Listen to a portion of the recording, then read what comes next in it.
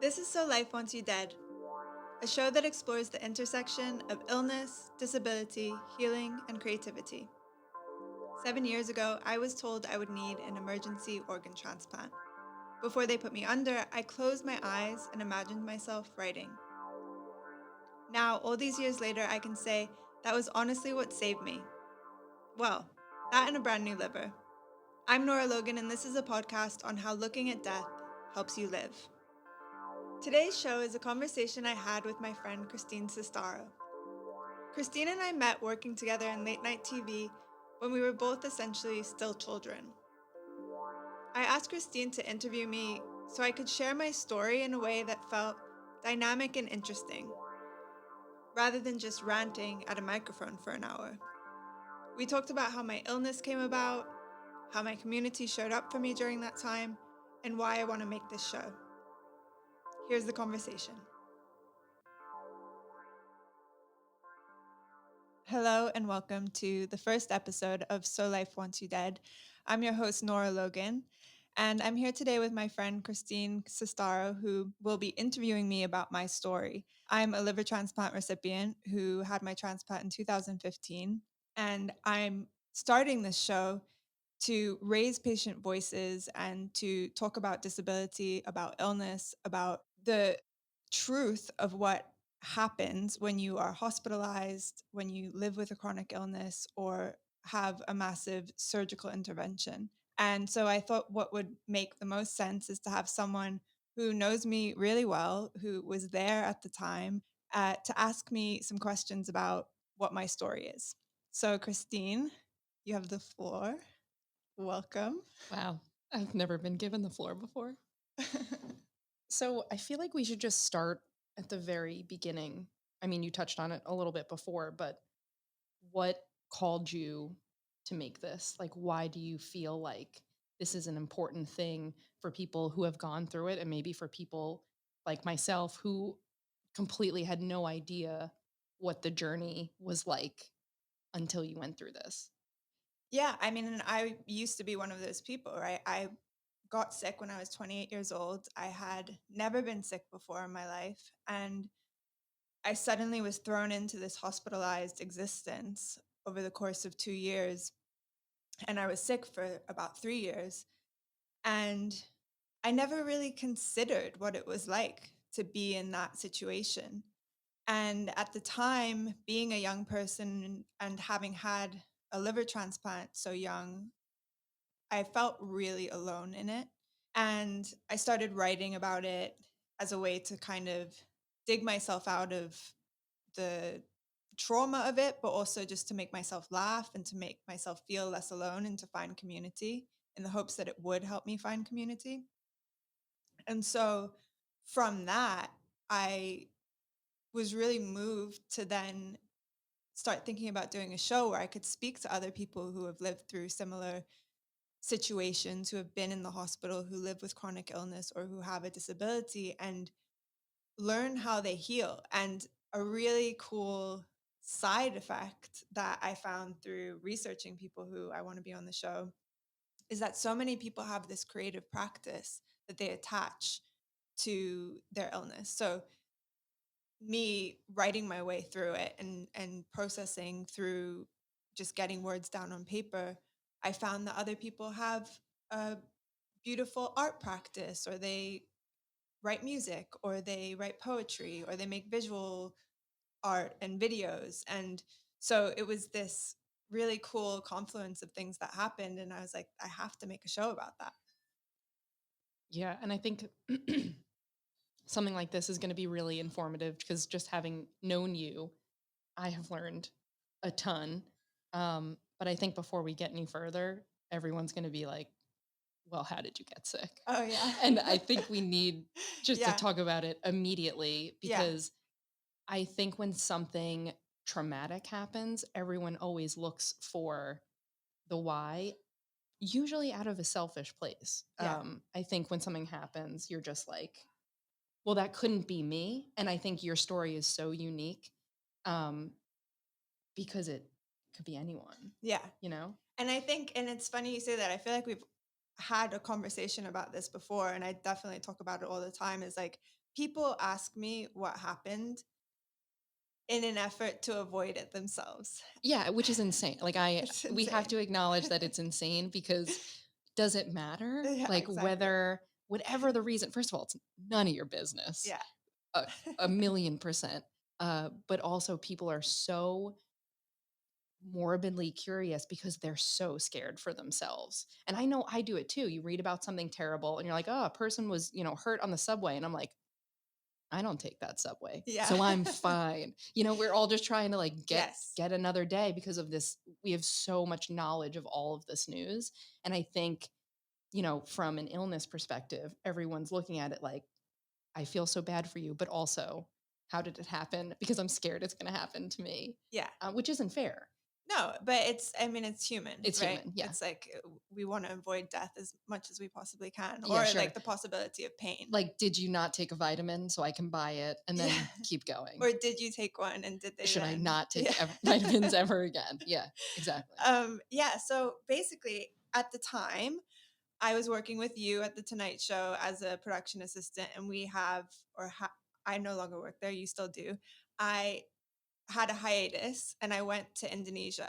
And that's like when everybody's eyes go wide when I tell the story. They're like, oh, Yeah, as okay. if that makes it make sense. Yeah, Yeah. I'm never going to Indonesia. So I went to Indonesia and was visiting some friends, and I got sick there. And I just thought that, Bali belly, which is where I was in Bali, is really common. Getting food poisoning is really common. And the way that it started was that I started throwing up and just feeling completely bone tired. And I had like another maybe week to go of my trip, and I just got progressively worse. And I also was having insane emotional reactions. Like I couldn't stop crying. At one point, I was with my friend and her kids, and we went to get ice cream, and I just like sobbed for 3 hours. It was very strange. And yeah, so I went back. I went back to New York, was going back to work, somehow wasn't sick on the plane. My body was just like, okay, you're on the plane, just deal with it. And got back to New York and was still getting progressively sicker and Worse. sicker. Yeah. And you were there, so you remember. And I wasn't taking myself to the hospital. I did take myself to urgent care. Yeah. And I went to urgent care on the weekend after I got back, I guess, because I was very much into my job. I loved it. And I was like, I have to be there. Like, We need to circle back on this. I mean, we'll talk, we have to come back to that because I yes, think it's a way larger point. yes, But yes, that definitely. was definitely integral in The how whole you thing. felt. Yeah. Yeah, we'll definitely go back. But so I go into urgent care in Williamsburg, and the woman is like, there's nothing wrong with you. I think you just have a stomach bug. And she gave me antacids. Like she literally was like, here you go, here's some antacids. And I was like, okay, I feel like I'm dying, but let me It's just. important to note that you were fully yellow at Yes. this point. I Yes. mean, non-medical professionals would see you and you were yellow. Yeah. And so I just got some really bad advice basically from various medical professionals. I then went to a very bougie medical practice that I won't name, and paid the money to be a member at this bougie medical practice because I was like, okay, let me just like get the best care because clearly there's something really wrong. And they were very lackadaisical in their approach to my care. They were like, okay, well, you're going to do a bunch of tests. They did a bunch of tests, like every test that they could do when I'm presenting as someone who has a liver condition with the yellow skin and the vomiting and the lack of appetite, etc. And then none of the tests came back that I had anything. None of them. Also insane. Yeah, everything was negative, which I is went really to the weird. gym before a blood test once and they sent me to get a sonogram of my liver or whatever. Like Oh, really? immediately. Yeah, they're Yeah, like your liver levels are off. yeah, yeah, yeah. So Like very strange. failure. Like this was a consistent failure. Yes. And the thing that they did show was that my liver enzymes were elevated, but they couldn't diagnose me because uh I didn't have hepatitis A, B, or C. I didn't have any of those things that they usually test you for. And all the while, I was still going into work, and I was like, what's going on? And I was asking everyone, like, what's happening? I don't get it. They And don't give awards for like chillest person in liver failure, but you would have nailed it. Yes. Nailed it. Yeah, yeah. I was You're just just like, like, I just don't know what it is. As if it was like a full cold, like a bad cold. yeah, I was just cosplaying like a normal person. I was like, Yeah. I'm cool. I'm good. No worries. Yeah. And and then finally they did send me to go for an ultrasound at Beth Israel in Union Square, and I remember I went and I had my mother meet me there who hadn't seen me. Like I wasn't my family hadn't seen me. And this time frame is like 2 weeks. Like I'm back in New York at this Yeah. It point was at 2 fast. weeks. And I go to the sonogram or the ultrasound rather, and my mother meets me there and she's like, "You are fucked up. What Yeah. is wrong with you?" And I get the ultrasound and they're like, "Oh, it's going to be 48 hours until you get the results." And I was like, "I don't know if I have 48 hours to wait." And meanwhile, the people at the bougie medical practice are like, "Oh, we're just going to wait until you get the hepatitis E results back." And I say this often, but if I had waited for that, I would be dead right now. And at that point, my mom is like, "This is bullshit." We get in a cab, we go up to Cornell, Weill Cornell, New York Presbyterian, and I am admitted to the ER. And that's when they were like, "You're dying." The first doctor who saw me was like, "You're dying. You're an acute liver failure." And that was basically the origin story of my Opposite Avengers. exactly exactly. The concept of time then was crazy. Um, because now you're looking back on it and you're like, yeah, we had to it seemed like every day was so important. Things were only getting worse. And it all happened so fast. Yeah. From the moment I got sick to my transplant, I think was less. I can't remember. I think it was like just over 3 weeks or something crazy. Do you think, like, aside from the medical implications, that like ripping this band-aid of going from like the Nora as you knew it to a person who's now going to have to deal with this for the rest of their life, like having this be so fast, how do you think that reflected on you? Like, how did you manage that? Do you think that this was something that, I mean, you can never say one is better than the other, but like the whiplash of going from like this young 20 something, your whole life ahead of you as you saw it, and then having to say goodbye Mhm. to all of those things and then, reimagine the next 85 years. Yeah. Well, actually, my social worker at one point when I was like circling the drain for like the fourth time, because I had so many setbacks, she was like, "I know you're gonna live until you're at least 80." And I was like, "That sounds like really old. I don't know if I can make it that long." I don't know. As we get older though, we're It like, doesn't seem that I'm going to old be in a anymore. band when I'm No, 80. exactly, exactly. Um, but yeah, I mean, I think the whiplash of it was real. Like at the very beginning, I exhibited every symptom of PTSD. I don't really identify with that diagnosis anymore just because of all the self work that I've done. And I don't feel like I have those symptoms as much, but of course, it's like an ever evolving thing. And I just wasn't prepared in the like that's an I mean, yeah. understatement. But the way that transplant usually works is that people I guess that's have my point, is that yeah. like a lot of people, unfortunately spend a lot of time on that list. And here you Yes. are going from someone who walks into the hospital as if you're going to go home and answering emails on your phone. Mhm. And then that starts a whole new life for you. Yeah. Like you didn't have 6 months to kind of wrap No. your brain around this in a slow, maybe a healthier way. I don't know. But, Yeah.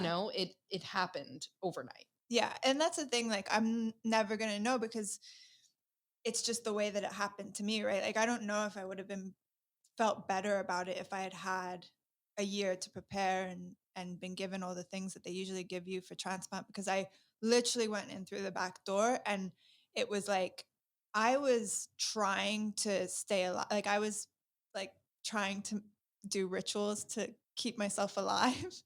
um and getting people to pray over me and all this stuff, like trying to reverse it up until the moment that I had the transplant.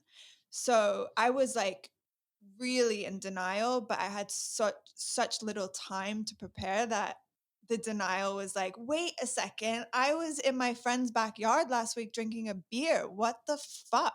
Yeah, I don't even know if you can say denial because Right. everyone around you was, why would you ever go to that, jump to that? And then also, yeah, you were hearing, like, we'll figure it out. Yeah.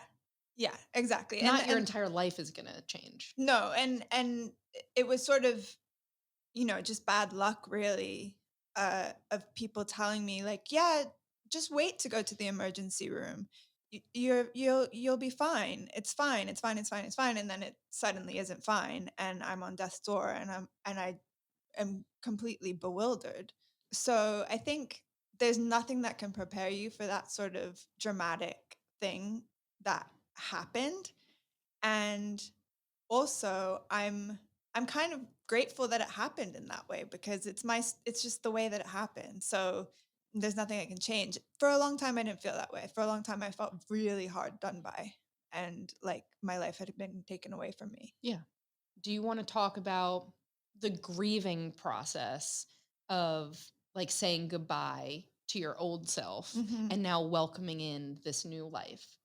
And like I think about it in terms of like, smaller thing, the death of a loved one, or Mhm. on a smaller scale, like a breakup. You grieve the future that you thought that you were going to have. But with a disability, with like long-term illness, how do you put a time limit on that? Mhm. Because this is forever. Yeah, I mean, and that's the Or is there thing. not I mean, who's to say there should be a time limit on that? But, you obviously have to come to terms with it. And how did that work for you? We're kind of jumping around, but That's okay. I mean, I think we should say also that I never got a diagnosis. So, and that's the thing that really freaks people out, is that I never was diagnosed. I just went into acute liver failure, which is actually more common than people think. And so the grieving part was like twofold really, because I did have to say goodbye to my old life and that person. And also, I didn't have an explanation for what was happening. So I couldn't like put it in a neat box that we really love to have as humans. We really like to have that explanation. The doctors hated that there was no explanation. Every single department in the hospital came in to look at me to try to figure it out, and they couldn't. And they even did a biopsy on my old liver, and they couldn't. They didn't get anything from it, although there was only 3 cells of my old liver left at the time. So didn't you tell me though that there's like a large majority of people who go into liver failure that have the same exact outcome as you? They don't yeah, know why. I mean, yeah, I think we're trained. It was an alcohol. That's what we see on TV, like an alcoholic that damaged mhm, their liver over whatever, however many years, and regulating whether like yeah. what It's that fine is. if But you're an alcoholic, yeah, and yeah, yeah. and your liver fails. But like this, they just don't know. So everyone kind of, I'm sure there's got to be some sort of assumption because there's so little like knowledge, I think, especially people our age. Exactly, and it does happen to people our age more than one might think. I don't know the statistics on it, but I know that it happens. It's a common thing, and people see it. Doctors see it all the time, and people are transplanted in that way. So it's not completely out of the ordinary. It just felt like it was because I didn't have any idea about it, and no one else in my life had any idea about it. The grieving, they say that it takes 5 years. Did you know that? They who. Psychologists. Mm. Um, and I really identify with that. Like, it for me, it took 5 years like, I would wake up for the first couple of years and forget that it happened, and feel like when I woke up, that it was a nightmare. And then I would, like, pinch myself, and I'd be like, "Oh, I'm actually in this. This is actually happening." And then the grief of having to, like, literally build myself up from nothing on a physical level, but then also my identity had to shift completely. I, was on this path. I really wanted to be a TV producer. I really wanted to write for TV. I really wanted to, that was my dream, and I was like trying to You were make that there. happen. Yeah. I was there. I was in it. And I had to kind of let go of that. And I held on for dear life. Like, I went back. We can You go did. Yeah. we can we can go back to this, but I went back to work 6 months after my transplant, and I look at pictures of myself now, and I was emaciated. I looked so Yeah. unhealthy. And I had this is a side note, but like I had gone with my friend to get my eyebrows dyed like in February of 2016, right before I went back to work. And I just looked like so unwell. And then I had these like really thick tattooed eyebrows and I looked so weird. And anyway, that's besides the point. But I really wanted to make it work. And then I got sick again going back to work. But I think it's also important to say there's no roadmap. No. You know, this was such uncharted territory that it was kind of like, well, I got to pick myself back up and run back to where I was. Because otherwise, what am I doing? Yeah. And you probably felt that urge because, like, if you kind of stepped back and let go of that, then that kind of opens another door. Yeah. And I don't think you were ready to then. No, I was definitely not ready. I really wanted to None of us just were. stay the same. Yeah, Yeah, everyone was like, "Oh, you're coming back to work. Great." that's great. And Let's hang. Let's get lunch. cool, yeah. Let's just like pretend that didn't happen 5 months ago or whatever Yeah. it was. And I'll be completely honest, part of the reason I went back so soon after was because of the fucked up insurance situation in this country Oh, I and mean, because I was deathly afraid that if I would lose my amazing insurance that I had through NBC, and I felt pressure to do that. And in retrospect, I probably could have waited another couple of months and who knows. yeah, the healthcare system and the pressure Yes. it puts on a person who's already struggling just to live Yeah. is absurd. Yeah. But I mean, So there we was don't have 17 hours. no, exactly. We don't have to go deeply into that. But But the keep stresses and listening the to the show and pressure. you'll hear more about the fucked up healthcare system in America. But yeah, just the pressure in general that I had around not only wanting to stay the same, be the same person, have the same things, keep the same dreams, but also just the pressure I felt around having healthcare and not having an option if I didn't have gainful employment. Other thing I'll say is I really like to drink, like I loved to party in my teenage and 20 something years. And I had to suddenly become sober. And that was really painful. And, I come from a family of addiction and it's a big part of my story. And it's something I hope to talk about on the show. And I'm going to talk about on the show. And having to let go of that quote unquote party girl, even though it sounds silly, because it's like, you're alive. Like, you don't have to have a glass No, of it doesn't wine. sound silly though, because these are all versions of you. Like you had to say at the time, you were saying goodbye to your career, even Yeah. though, I mean, we know that that's not the case now, but in hindsight, but at the time, Yeah. it was the death of a career. It was the death of your social life. It was the death of, the timeline that women of our age feel because if you don't meet someone and then have the year with them and then be able to vacation right Yeah. before you have kids, what are you going to do? Like all of those Yeah. things are kind of converging on its just collapsing on itself. Yeah. So even though it's like silly, like yeah, I can't have champagne at a wedding, like it's not the champagne, it's way beyond that. It's what it represents. It's the community, it's the social life, it's all of that stuff. And also like yeah, you might like how if someone told me I couldn't have coffee for the rest of my life, Yeah. Yeah, yeah. it's I was pissed off about yeah, it. Yeah. I think there's like its own 12 steps like the anger, the denial, all of that Yeah. comes with so many things. Like this one diagnosis has this web of things that you were forced to say goodbye to or change with no warning, and that's really traumatic. Yeah. And the grief of that like really stayed with me for a long time and it's still there sometimes. It just looks different now, you know? And like I said, 5 years I started to feel more like myself. I was surprised that parts of me came back that I thought were gone forever. And I even had to do like some intention like intentional it sounds crazy, but like I spent a summer in 2019. Thank God I wasn't trying to do this in 2020. But I was like, I need to have fun and remember how I'm allowed to have fun. Right. And It's not all sadness I mean when you live in it, it's really hard to yeah, break out of it and remind yourself like I can have joy. yes, exactly. And like just be kind of reckless. Like to, not reckless to the point of risking my life, but just be reckless and let go of some of that constriction that I felt for so long of like, I'm a sick person. I am never going to be able to be out in the world again. I have to just hide. And the judgment that Yeah. comes along with it. Like, you're sick, but you're doing X, Y, and Z, like all of those stuff, it's magnified when you have a disability or an illness. It's just like, I don't know if you feel like people have extra eyes on your actions. When you were so young when this happened, it's like, yeah, I still had a couple of nights where I didn't want to remember what happened. Like, I had Mhm. those in me that are now taken away, and I feel like I need to, do whatever it is.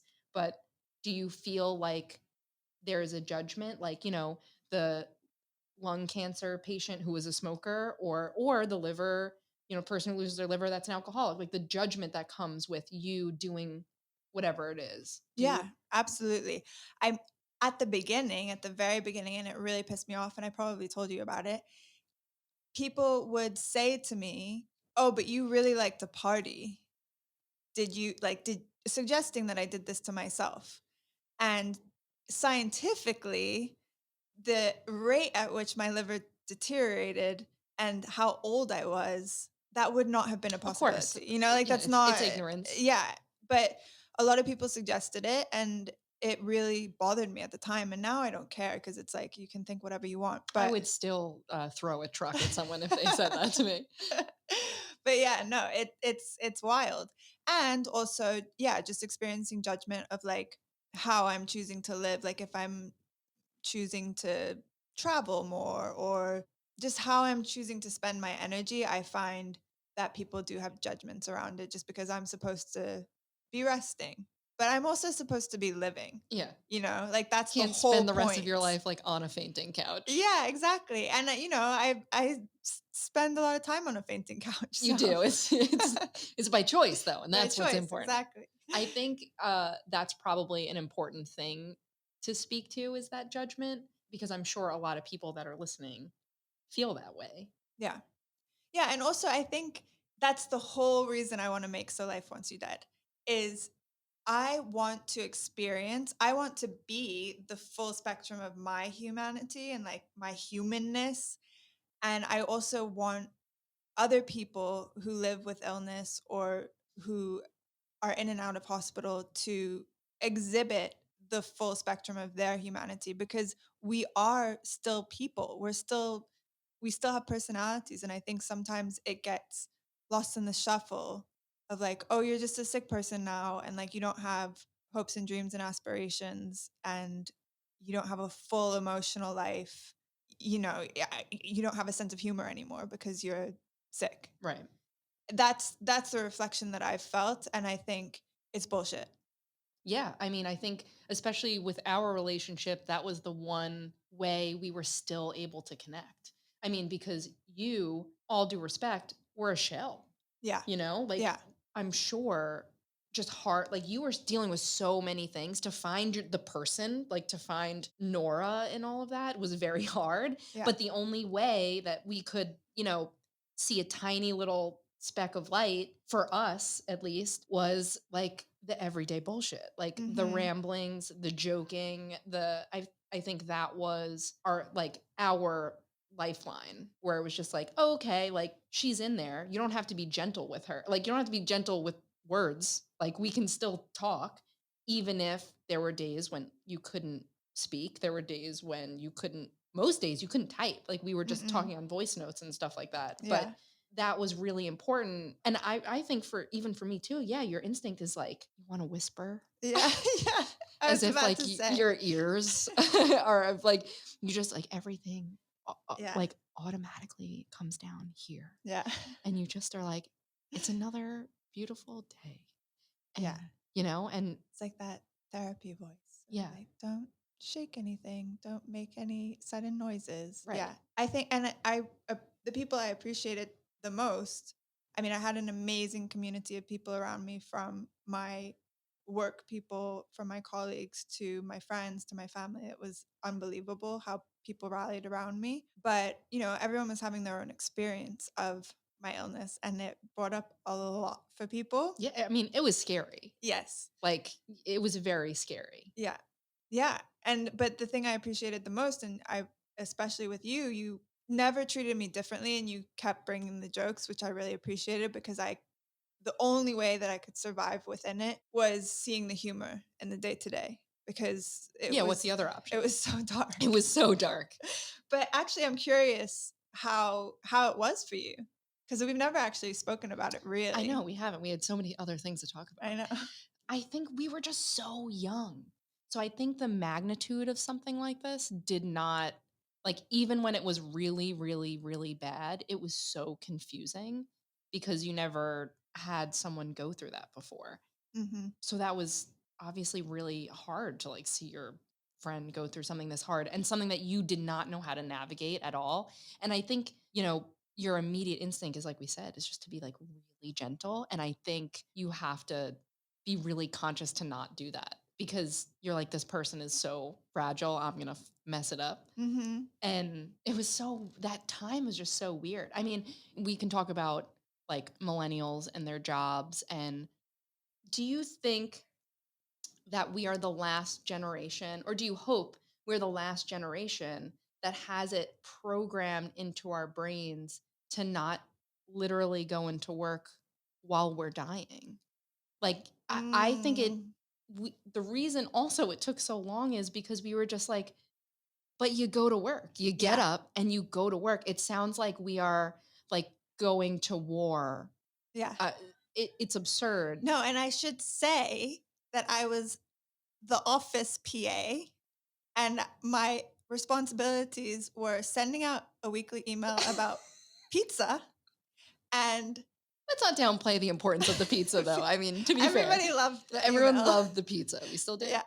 And ordering pens. Like basically, I mean, I did other things. I won't completely downplay Yeah. myself, but You it were was doing important things, but I wasn't at the like basis of it, it was like, necessary to the functioning of the show. Like I wasn't like the show would go on without me type thing.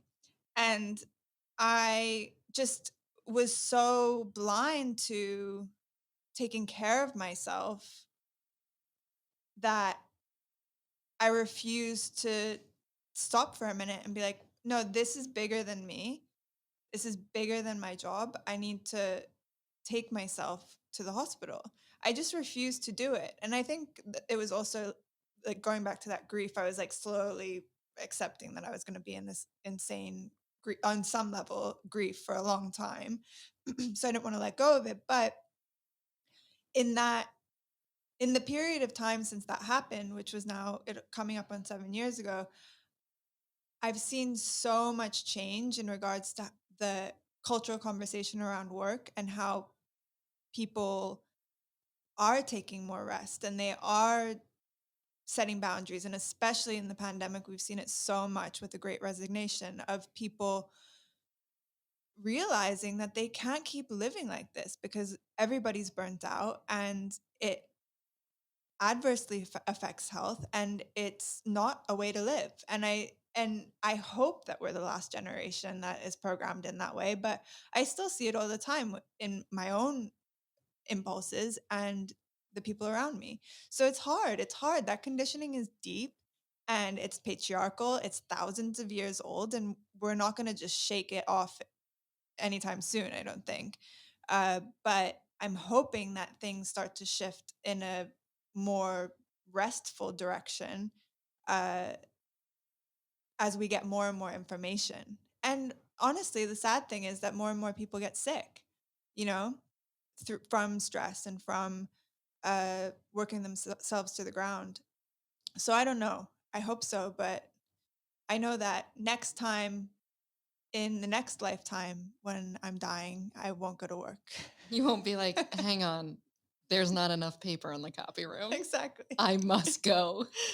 I Uh, mean, you did say that, you were conscious of like not having, this long term illness be your personality or people mhm. seeing you like that. I think for a lot of us, work was our personality. I mean, I'm a little different now. I got a dog, so having a dog's my personality. But, you Perfect. know, that was so central. Yeah. And it still is, like having a job or whatever it was, or climbing the ladder because you're on this, time, Mhm. uh, I think that became such a huge part. Like that was our personality that it was hard to break out of it and hard to see yourself beyond it. So if like that's your whole world, how do you put yourself above it Yeah. to go to the doctor? Yeah. And you are in service to this greater goal, and I think especially because, I was 28, now I'm 35. In your 20s, you're, like, really working towards something, and then they say your 30s are for building, but who knows? I was working towards something that I, like, felt needed to happen yesterday. So, if I missed any time out of that, then the whole thing would fall down, and the joke of the whole thing is that it fell down anyway, It did. Yeah. and I was ejected out of the whole thing. So, How do you continue your relationships when you're a different person? yeah, I don't know how I did it, and actually, I'm sure I didn't in terms of, like, having space for other people. I think for a I lo disagree. I think you Really? had a lot of space. I mean, the year of everything happening is kind of a blur. Yeah. So I only kind of think about, you know, us after when it comes to stuff like that. Mhm. But I thought that you were always really good at that. And I was always just like, how do you have the patience? Yeah. It's something that other people have told me, and I guess it's true, but my relationships had to completely change, and a lot of my friendships went through some really painful periods because the magnitude of my experience was so It was big huge. Yeah. that, like, there wasn't much space for anything else for a long time, and then things calmed down, and it was like, "Whoa, I'm just here by myself. How do I deal with that?" And then I went through this whole other iteration of it. And I don't know, I've always been someone that people have come to with their issues, and they've come to me for help and or just to listen or advice or whatever. Well, because if you reflect back on like the last 3 conversations that you had with a friend, what are you doing? You're complaining, Yes. which like I'm working on it. But you're complaining. You're Yes. taking very small things. A guy on the train looked at you weird. Yeah. You almost tripped. Yeah. Someone was rude, and you're sharing all of those hopefully with, some sort of pizzazz. Zhuzh. Yeah.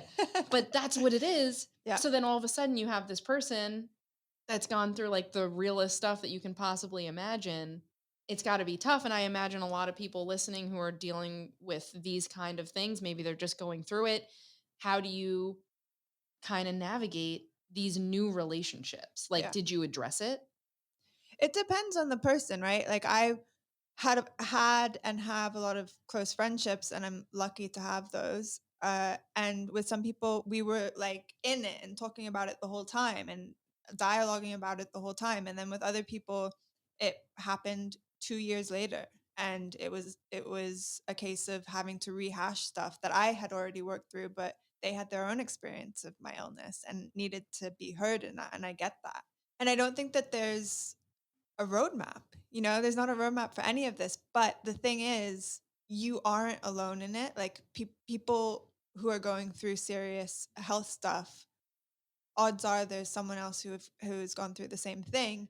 Everybody around me, at least, went a little bit crazy, and in different ways. Like my parents had a really intense experience. My mother really, like, she put herself in the hospital. She was so stressed. Like we were in. It's another story for another day, but we were in side by side hospital beds at one point. Yeah. So yeah, for each relationship in my life, it's been different, and it's been a journey, for lack of a better word. It really has had to, like, go through lots of peaks and troughs, and some people did leave my life, and I had to mourn that. Like some people just fully are not in my life anymore, and it's not necessarily down to my transplant, but it's part of it for sure. And just like the changes in my lifestyle and I mean, it's interesting that, we've been talking for a while now and it's not even about the liver. yeah, It is this like ripple effect that, touches so many areas, which I think, what you just said reminded me. I think we have to talk about the vulnerability in all of this. I Mhm. think it's really hard being this very strong, independent, whether you wanted to be or not, Mhm. that's what we were. Mhm. And that was that was part of our personality. Yeah.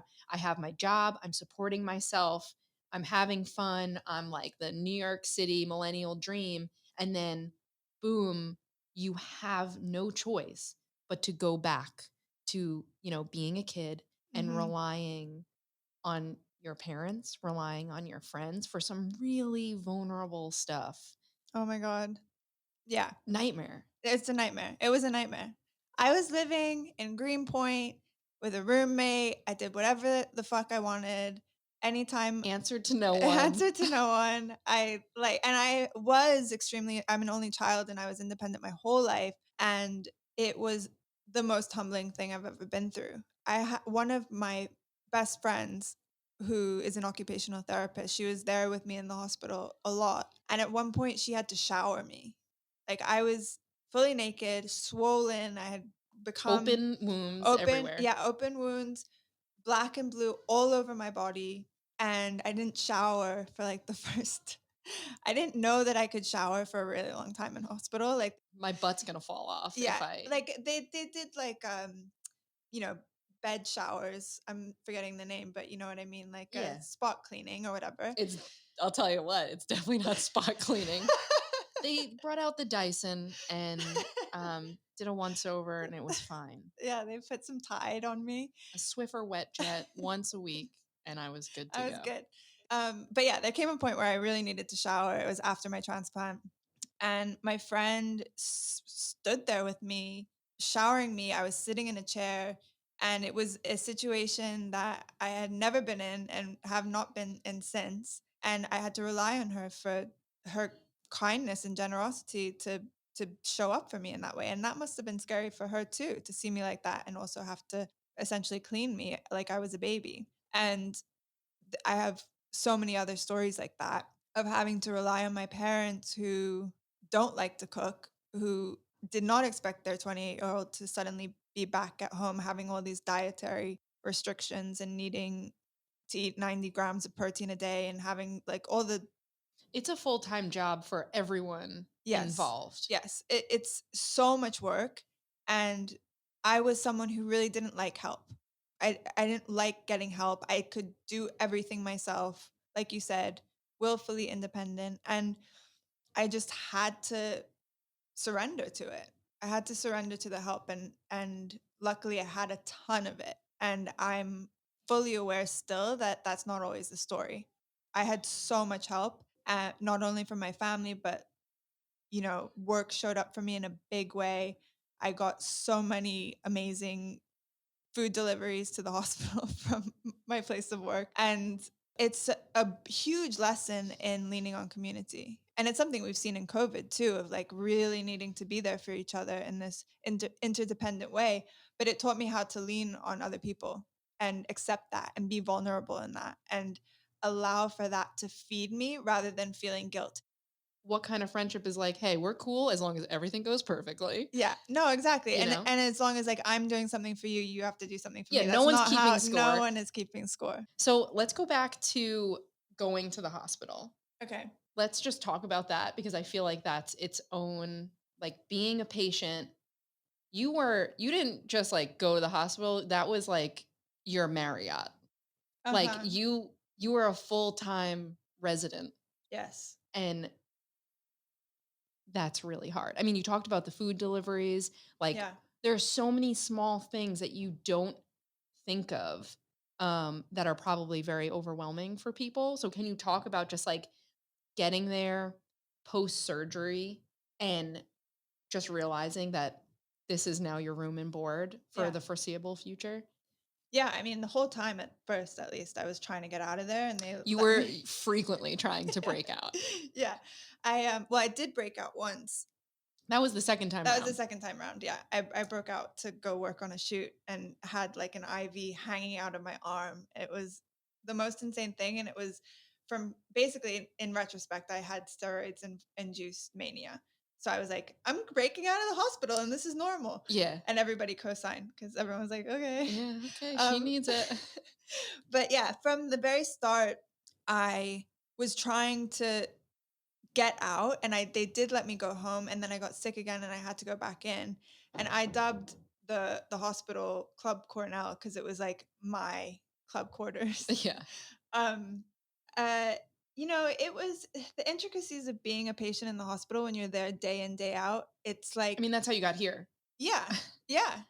It's the four it's like those walls come in on you, and that's just where you have to live out your day. I would just watch the clock and wait for people to come and out, in and out, in and Fully out. knowing too that the world goes on. I think Yeah. that's like a hard part. You know, people are getting on with their Yeah. lives, and then there you are feeling like literally and spiritually static. Yeah.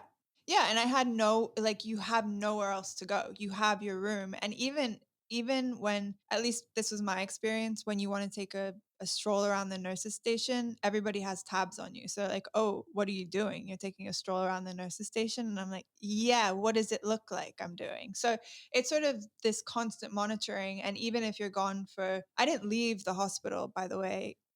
Like, my hospital room, although I was moved all around the hospital, I didn't leave for 35 days or something. I didn't like even go outside to breathe fresh air. So it's really, your world becomes so tiny. And yet for me, that first time round, it was where I was like the most light, the most, I felt like I was experiencing this spiritual awakening in a way.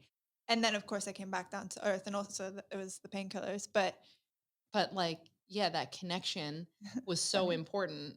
But also, like, yeah, you're looking around and seeing the world continue to turn.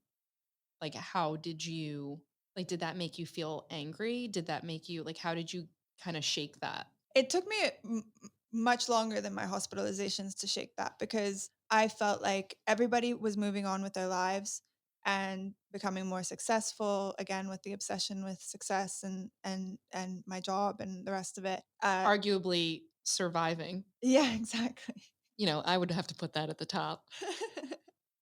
But also being in relationships and getting married and having kids and all the rest of it, the things that we're very conditioned to think that we really need in order to be successful. And I was seeing that, at the tail end of your 20s, that's what's happening, and into your 30s. And I felt very stuck still, like there was no movement. And there wasn't really any movement, at least for 3 years in the period that I was extremely sick. And the way that I dealt with it was through grieving, through feeling really hard done by feeling really sad, by writing about it, by trying to make light of it, by trying to see why I thought I was so left behind. Like, what is this conditioning that's telling me that I'm a failure because I just managed to escape death, you know? Right. But So, society is sad for me because I'm not married yet. right. And my grandmother is asking me why I'm still single, Right. So I'm still single. I For me putting this into like my own lens, I lost someone really close to me when I was like 19, and no one around me had been through that experience on like such a big level, and I felt so angry that I was going out into the world and nobody cared every day. That Mhm. nobody was just like feeling these insane emotions, that they were just like other 19-year-old kids going about their life, and I was so mad that the world just kept going around. Yeah. Yeah, I remember one specific instance. Like, I was really angry for a long time and still am sometimes, but I went out to a concert of a friend of mine, and everyone was there in their lives, like a few of my friends, and I was still, it was probably only like 4 or 5 months, maybe I don't remember, maybe 6 months, something around there, when I had gone back to work. And I was just so pissed off that everyone was like having a good time and they were cool and they were like in their jobs and in their lives, and weren't catering to how completely messed up I felt in my body and my mind.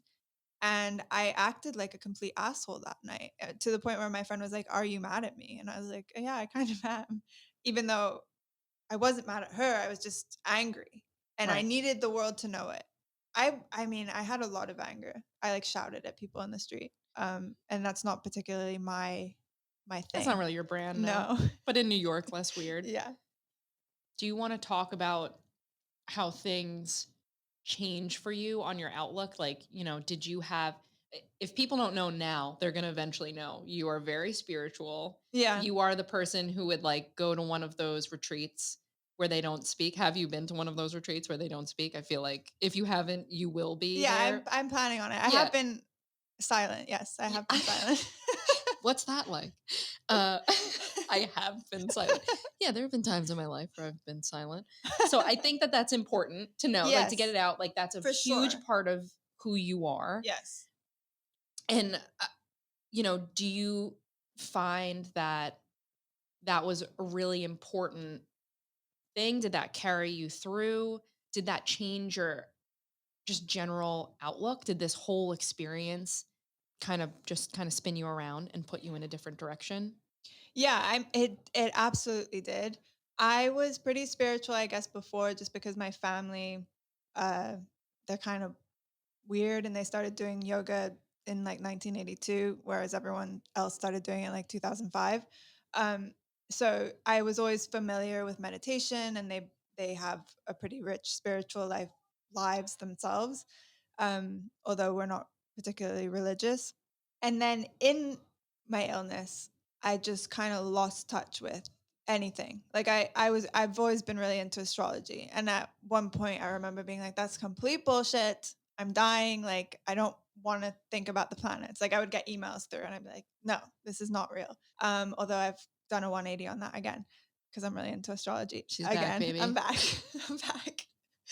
Um, but it's funny because I lost touch with it and then I'd like really feel so connected to a power greater than myself and feel like a real sense of purpose and a real sense of being held by something that I don't know what that is, but because I still don't, I sort of see it in nature. I have lots of different ways that I connect to my own spirituality. And then in the really dark moments, I was like, none of this matters. And then I'd come back to it. So it's like a real ebb and flow. And I think it's natural to feel that way when you're faced with death multiple times and also just the physical trials of being constantly prodded and having multiple procedures and just your body feeling so at the mercy of the medical system. So, it's been a journey for sure, and now I feel like my spiritual life is richer than ever, and I have a real solid practice. I practice meditation every day. I teach meditation. I teach breath work. It's very much weaved into my life in a way that I don't see it going away anytime soon. And I lean on it for support and guidance. And, people would give me, there's that Viktor Frankl book, Man's Search for Meaning. And I think like three separate people gave it to me. And if you're not familiar with that book, it's written by a Holocaust survivor. And he writes about this like, how can you find meaning within something so dark, what he went through. And there were times where I really didn't find any meaning. And I was like, this is too much for anyone to be able to hold and bear. Again, my social worker, she had such a massive impact on my life. There were moments where I had nothing left in the tank for trying to believe that things would be okay when I was, you know, on my fifth setback and with C. diff and other viruses and having to just deal with all these things that I didn't expect to happen. And she said to me, I know you don't believe it right now, but I'm going to believe it for you. And I'm going to believe it for you until it comes true. And that really helped me. And then I really needed people who could sit with me in the pain and feel like shit and be like, this is terrible. What's happened to you is not fair. And you are allowed to feel like it's not fair because the toxic positivity thing can be really detrimental. I had someone say to me, like, why are you crying? Someone in the hospital. Why are you crying? Your tears should be joyful. Your tears should be, you should be grateful. And so that's where the line is because often I think we tell sick people, No, you just need to be grateful for what you have. You need to be okay with this situation, 'Cause it could and always be worse, like, there's always someone worse off, blah, blah, blah. yes. And especially when it comes to specifically transplant, because and so much gratitude to my donor, someone has to die for you to be able to live, and that's a lot to grapple with. But it doesn't mean that you have to be grateful to the point of not. Well, it goes back to what you were saying before, that, like, what are you gonna live your entire life in a, nun's costume because Exactly. this happened? Yeah, or locked away, we can talk about immunosuppression, and I will on the show, but I really thought that I would, like, never be able to take the subway again, and I didn't for 2 years, and I didn't think that I could be in a crowded place. I mean, it's all kind of funny to talk I about know. this stuff with COVID, but, It was radical at the it time. was totally radical. I was ahead of my time.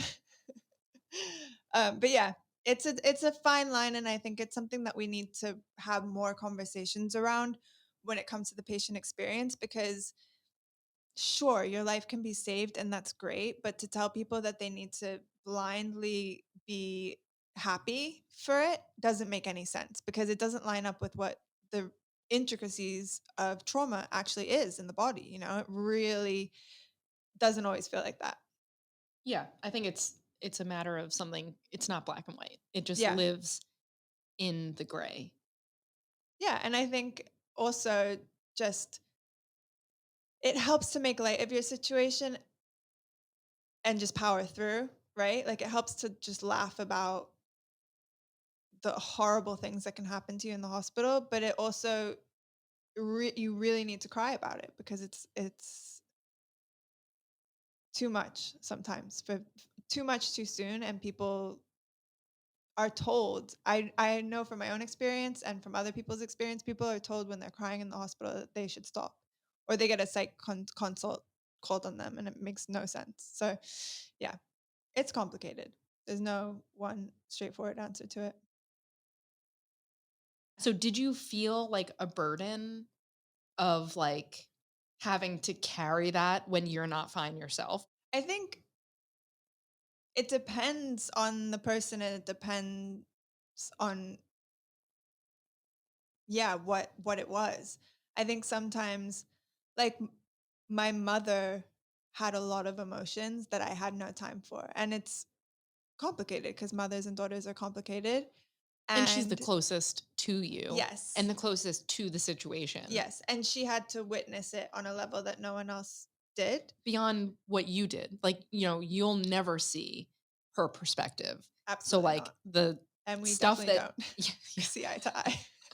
Again, that's a different podcast.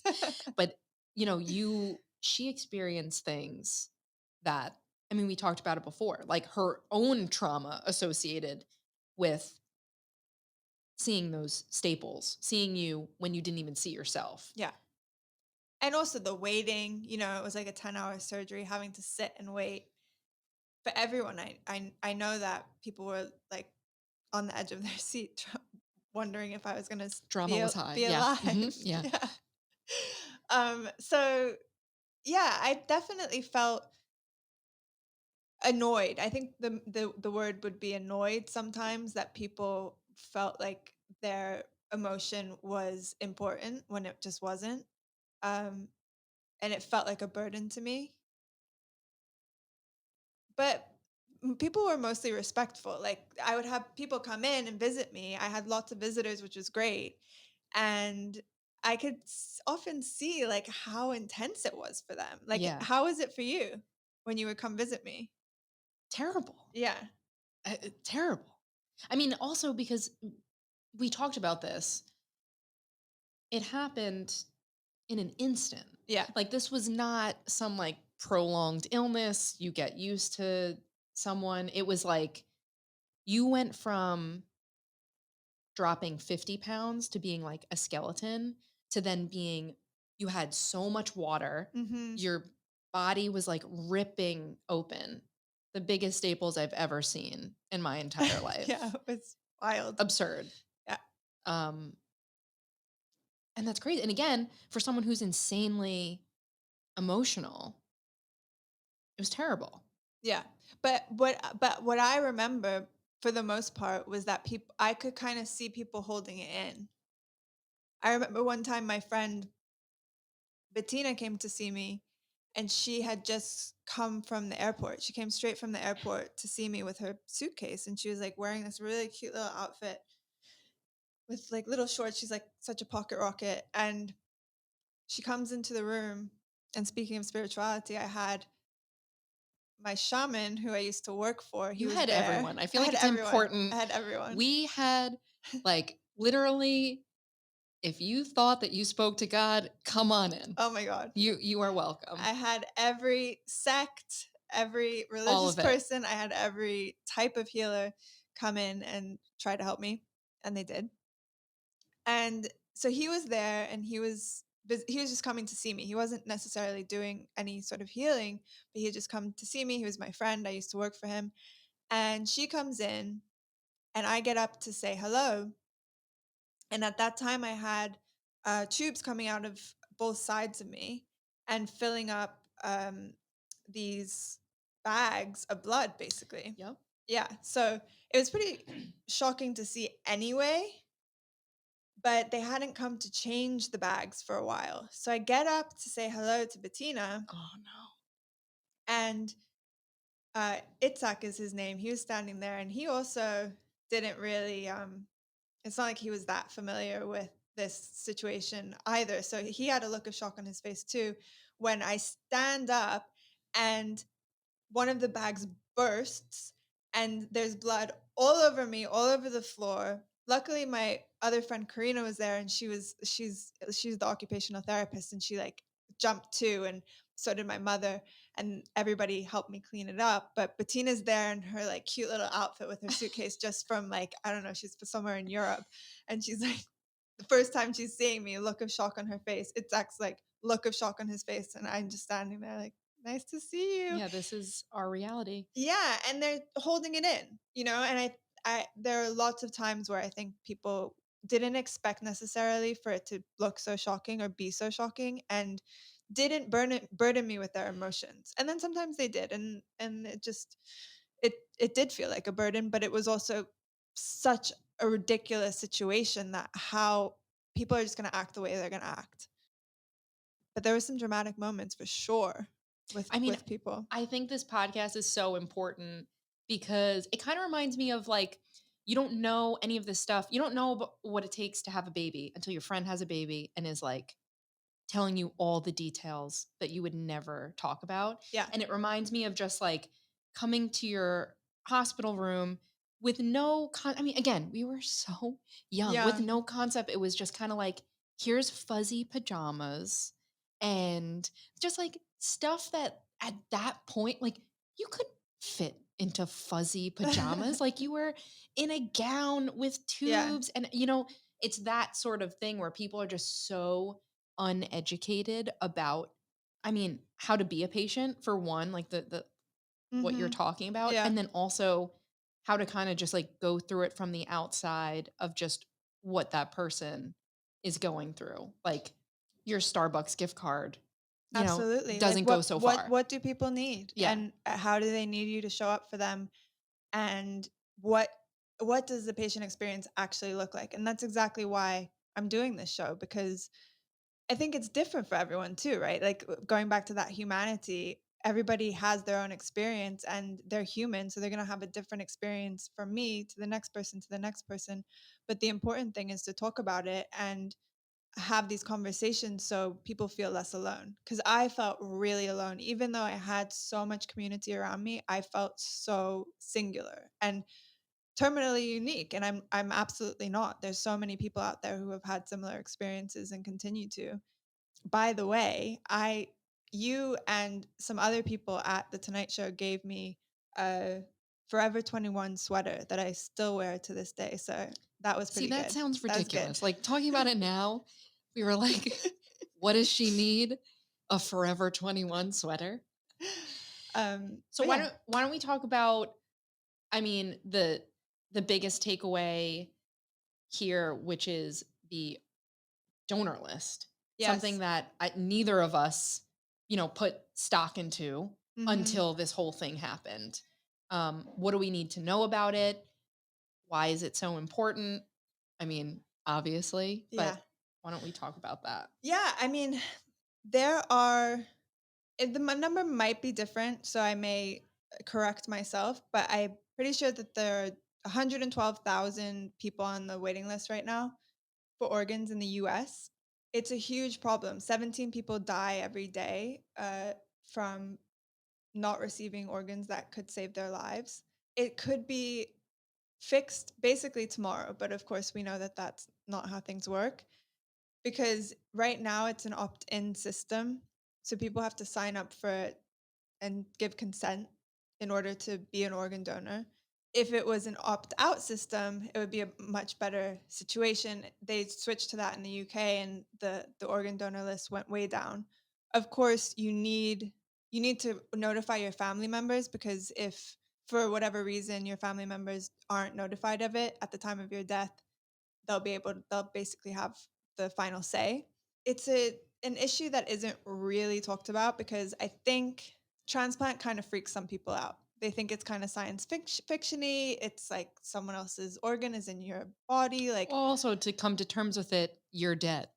yeah, And that's scary and it's because you're scary. now thinking, you know, a young person is saying, like, gee, I hope I don't die, but I guess you can have these if I'm dead. Exactly. So you have to think about your own death so it feels scary. But the cool thing is that it's so easy. You just put it on your license. It's So easy. really Looks very easy. cool. It looks great. I would not be alive if I didn't have an organ donor. I was so lucky to receive the organ that I did at the time that I did. It's actually a complete miracle because organs don't come up that easily, especially livers. And And I was successfully. yeah, exactly. And because my liver wasn't a perfect match, and it could have been. That's part of why I had so many setbacks. But it's a huge gift that you can give people, and it's so easy, and you can't take it with you. And it's a flawed system right now. So if you have the information around it and you're able to take some action and just sign up, you're saving a life. You can save up to 8 lives with, they use your eyes as well. So, I think that for a while there was that like rumor going around that they're not going to try to save you oh, if yeah. you're in, Yeah. just, No, they take an oath. They have to try to save your life. yeah, it's like their whole deal. Yeah, they have to try to save your life. Don't worry, they will still save your I life. thought it was important to No, throw that in. that's good because people will think like, oh, I'm just being harvested for organs. Apparently, that's a rumor. What can people expect from the future? Like what kind of people are you going to talk to? What are the topics that you hope to touch upon? And what do you kind of hope that people get out of this about you, about the topic, just like in general? Yeah, so this season, I'm speaking to some really cool people. I am interviewing a poet who has lupus. I'm speaking to a mother of two whose son had cancer as a baby and went into remission. And then she was recently diagnosed with breast cancer, and she's a writer and she writes really beautifully about her experience. I'm speaking to another writer who started a fashion magazine who has ME. And each person that I'm speaking to has either a chronic illness or a disability, has had a serious surgical intervention, but they have a creative practice that they channel that experience into. And it shows the full spectrum of their humanity. I'm so excited about the people I'm speaking to because they really don't hold back in terms of seeing that they have this certain experience of being sick, of having a disability, and not allowing it to detract from their humanity and putting it into their work. And it's really cool and it's really inspiring. And the whole goal of this show is to show that that's a possibility, but you don't have to do anything in order to show the full spectrum of your humanity when you're sick. You don't have to necessarily be creating, but it's just interesting that so many people are moved to. So that's what we're doing this season. And I hope to have many, many conversations with lots of different types of people all over the world. And thanks to COVID, it's really possible that I can just speak to people everywhere. Also, what's really important and something that, we're trained at an early age to stay away from, it's just feeling uncomfortable. Yeah. Whether you're the patient, whether you're the friend, sitting in uncomfortableness is the worst. Mhm. But it is integral to this whole process, whether you're hearing about the transplant itself, like the Mhm. medical things that you went through, having to be so vulnerable, or just listening to like the ripple effect and how terrible that was. Just sitting with that, I think, can be hard, but I also think it's really important. Yeah, it's 100% of what I'm trying to do is like, what is it that makes you feel so uncomfortable? And let's talk about it because odds are another person feels the same way. So thank you for bringing that in. Okay, well, thank you to Christine Cestaro for being my interview guest, for asking me about all the ins and outs of my liver transplant, and I will see you next time. That was our show, So Life Wants You Dead. Thank you so much for listening. Special thanks to Christine Cestaro, who took time out of her busy life to make the treacherous journey from Long Island to Brooklyn. She's one of the most talented people I know and always shares so generously of herself. Since this particular episode is about me, I'd also like to thank my friends, family, and colleagues, as well as the medical professionals who helped me through that particular time of my life that wanted me dead, and for everything in between. This episode was made in collaboration with and support from Soho House. Many thanks to Jamila Brown, Min Shrimpton, Olivia Garrity, Sagal Mohammed, Erica Bonet, and Teo Vanderbroeke. Our editing is by the amazing Olive Olin. Our illustrations are by the extremely talented Renee Fagan. And if you like what you hear, please subscribe, leave us a review, or rate us on Apple Podcasts, Spotify, or wherever you listen. If you don't have anything nice to say, go have a snack instead, as the old saying goes. Rating us and subscribing really makes a difference. You can find us on Instagram at So Life Wants You Dead. Thanks so much, and see you next time.